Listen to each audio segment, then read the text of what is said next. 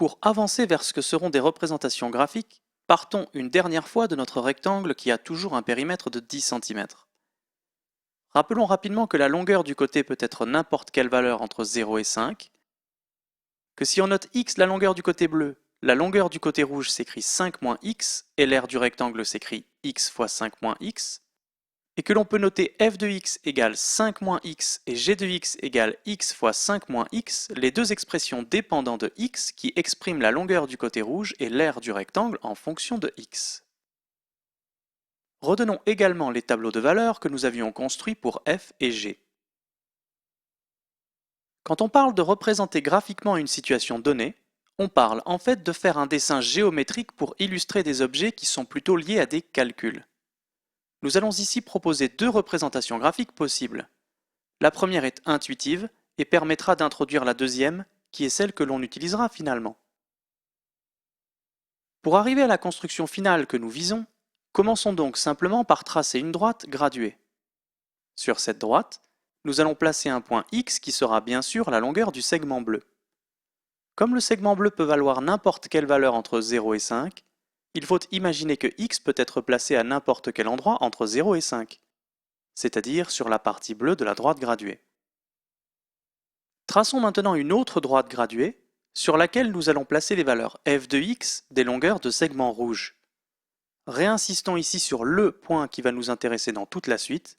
Pour chaque valeur de l'antécédent x que l'on peut choisir, il correspond une et une seule image f de x qui lui est associée. À partir de nos deux droites, nous pouvons dessiner, par exemple avec une flèche, cette correspondance qui existe entre le x de départ et le f de x d'arrivée. Nous venons donc de construire une représentation graphique qui dessine bien le fait que pour chaque x possible dans la partie bleue, il correspond un f de x dans la partie rouge, et c'est la flèche qui nous permet de savoir pour chaque x du segment bleu quel est le f de x du segment rouge qui correspond. Avec ce système de représentation, notre tableau de valeurs pour f nous fera donc placer des flèches qui relient 0 et 5, 1 et 4, 2 et 3, 3 et 2, 4 et 1, et enfin 5 et 0. Avec cette représentation, pour savoir comment les nombres sont reliés, il n'y a en quelque sorte qu'à suivre les flèches. Si on pousse maintenant le procédé, et qu'on essaie avec l'ordinateur de tracer toutes les flèches qui correspondent à tous les antécédents x possibles, voici ce qui se passe. Dans ce cas précis, où la relation entre x et f de x est relativement simple, on arrive encore à peu près à suivre quels antécédents x sont reliés à quelles images f de x. Mais avec des relations à peine plus compliquées, on finit par obtenir au mieux une sorte de bouillasse de flèches qui ne permet plus réellement de suivre quels x correspondent à quel f de x. C'est cette observation qui va nous mener à introduire un autre système de représentation graphique. Ce système que l'on utilisera finalement présente, comme on le verra par la suite, beaucoup d'avantages. Il s'obtient à partir de celui que l'on vient de faire, en ne faisant que 3 modifications. La modification numéro 1, c'est de tracer les deux droites graduées non plus parallèlement l'une par rapport à l'autre, mais perpendiculairement. Si on continuait à utiliser notre système de flèches pour relier les antécédents x à leurs images f de x, elles bougeraient comme ceci. La modification numéro 2, qui est en fait tout l'intérêt de cette façon de faire, c'est qu'il est maintenant possible d'utiliser un quadrillage, ce qui est d'ailleurs naturel dans un cahier. Ce quadrillage correspond bien sûr à un système de coordonnées. Et enfin, la modification numéro 3 consiste à ne plus utiliser des flèches pour relier les nombres, mais des points. Pour relier les nombres x et f de x, on finira par ne plus tracer la flèche reliant x et f de x, on placera seulement le point de coordonnées x, f de x. Maintenant, c'est ce point qui représentera le lien entre x et f de x. Voyons de nouveau à partir de notre tableau de valeurs ce que tout ceci implique. Comme x égale 1 est relié à f de x égale 4, on place donc ce point de coordonnées 1, 4. X égale 2 est relié à f de x égale 3, on place donc le point de coordonnées 2, 3.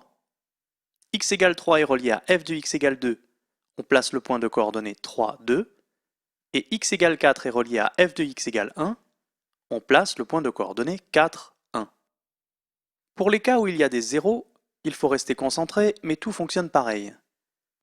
X égale 5 relié à f de x égale 0 nous fait placer le point de coordonnées 5, 0, et x égale 0 relié à f de x égale 5 nous fait placer le point de coordonnées 0, 5.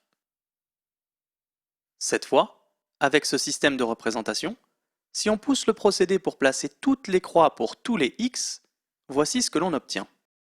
Au lieu d'avoir une bouillasse de flèches comme tout à l'heure, on a simplement un tracé de points, et en plus, il n'y a pas besoin d'ordinateur pour obtenir ce tracé. On peut le faire simplement avec un stylo. Enfin, même si cette représentation est faite avec un ordinateur plutôt qu'à la main, elle peut être imprimée sur du papier. Il n'y a plus besoin d'outils informatiques pour l'utiliser. Cette courbe, qui se trouve ici être une droite, s'appelle la courbe représentative de f. Avec cette courbe, on peut par exemple lire sans calcul que si le segment bleu mesure x égale 1,7 cm, alors le segment rouge mesure 3,3 cm. La courbe nous permet de retrouver que x égale 1,7 est relié au f de x égale 3,3 sans qu'on ait besoin de la flèche. Si le segment bleu mesure plutôt 4,2 cm, on retrouve que le segment rouge mesure 0,8 cm. Même si les lectures graphiques peuvent parfois être un peu imprécises, utiliser une telle représentation graphique permet de déterminer rapidement et sans calcul comment les nombres sont reliés. Cette fois, au lieu des flèches, c'est un tracé qui permet de relier les nombres de départ au nombre d'arrivée. Pour finir, voyons comment tracer la courbe représentative correspondant à G. On verra au passage que cela se fait en pratique plutôt rapidement. Le point de départ, c'est le tableau de valeurs qui va nous permettre de placer les premières croix que nous allons ensuite relier. X égale 0 est relié à G de x égale 0, il nous faut donc placer le point de coordonnées 0, 0. X égale 1 est relié à G de x égale 4, on place donc le point de coordonnées 1, 4. X égale 2 est relié à G de x égale 6, on place le point de coordonnées 2, 6. Et ainsi de suite, on place toutes les croix qui correspondent aux valeurs que l'on a calculées dans notre tableau.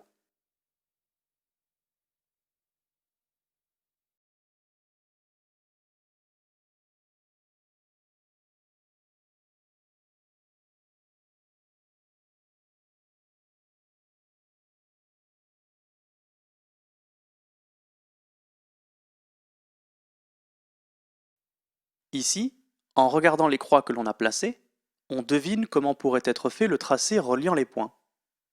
Si cela n'avait pas été le cas, il aurait fallu rajouter d'autres valeurs dans le tableau de valeurs pour placer plus de croix. Pour tracer la courbe, on a ici relié les points en faisant un tracé entre guillemets lisse et continu. En particulier, on n'a pas relié les points par des bouts de droite, mais plutôt de façon un peu arrondie. Précisons bien qu'avec ce que nous avons fait jusqu'à maintenant, nous n'avons pas de moyen d'être absolument sûrs d'où doit passer la courbe entre les croix. Ajouter des croix améliorerait bien sûr la situation, mais ne réglerait pas tout à fait le problème non plus. En pratique, on fera donc comme on vient de faire, on place des croix, et, entre guillemets, on devine au plus simple où a l'air de passer la courbe. Et le plus simple, c'est de faire des courbes arrondies plutôt qu'autre chose. Notre représentation graphique est terminée. On peut ici vérifier avec l'ordinateur, qui lui calcule et place beaucoup plus de points que nous, qu'en l'occurrence, notre courbe semble bien passer où elle doit.